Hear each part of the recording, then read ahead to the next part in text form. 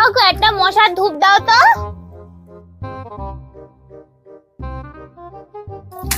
এই ধূপটা কত গো? 10 টাকা। 10 টাকা? আমার কাছে তো 5 টাকার বেশি নেই। মশা মারার তো ধূপ। এক কাজ করি, একটা ফ্রিতে ডিমেটে নিয়ে যাই, তাহলে 10 টাকা খরচা হবে না আর ঠিকঠাক মশা মরে যাবে। বলছি একটা ডিমেটে হবে কাকু? ওখানে অনেক পড়ে আছে, নিয়ে যাও 3-4। ও ওখানে আছে, নিচ্ছি।